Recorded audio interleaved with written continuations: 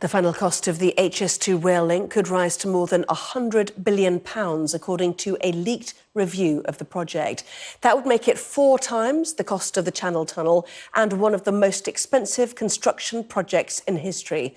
The report, which was leaked to the Financial Times, suggests that the second phase of the link from Birmingham to Manchester and Leeds should be delayed for 6 months to explore alternatives. But that's not gone down well with some political leaders in the north, as our home editor Jason Farrell reports. High speed, high cost. The project's already $30 billion above the estimate agreed by MPs. Now a leaked review by the former chairman of HS2 suggests the government brace itself for billions more. The Transport Secretary isn't saying what should happen next. We will come to a conclusion on this quite shortly, but this is a genuine exercise where we're genuinely getting the data together and analysing it, and it's worth taking the time to get that decision right. It's a massive decision for the country. The project was first estimated at $34 billion in 2012, but in 2015, when it passed Parliament, the figure increased to $56 billion.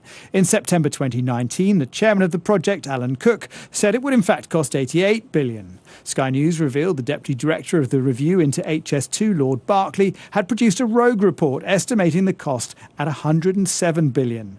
The leaked official review estimate is only $1 billion less.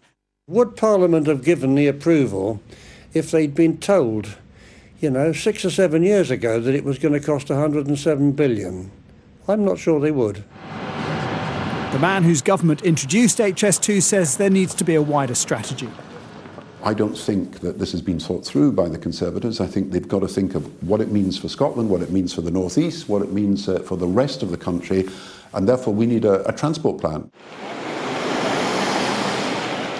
The leaked review, led by Doug Oakervie, recommends on balance to proceed with the first phase on the line stretching from London to Birmingham, but that work on phase 2B from the West Midlands to Manchester and Leeds be paused for 6 months for a study into whether to use a cheaper mix of conventional lines with the high-speed lines. That wouldn't be popular with some. I've had enough of a government approach that kind of throws all the money down south, proposes a gold-plated railway between London and Birmingham, but then offers a brass-plated one for people here in the north. It's not good enough. Oakervie says further work is needed to assess the scheme's impact on regional growth, and it's hard to assess the economic benefits. This part of the line in Uxbridge runs through Boris Johnson's constituency, and the Prime Minister is expected to make a decision on how to proceed with the project in the next couple of weeks. Now, it isn't popular with some of his MPs who see the construction in their own backyard, but none of the benefit. On the other hand, it's more popular with some of those constituencies in the North and the Midlands that put him into number 10.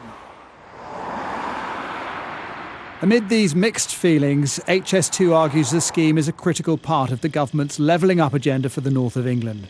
Sources close to the company told Sky News the cost and schedule estimates for the route are the most robust they've ever been. Jason Farrell, Sky News.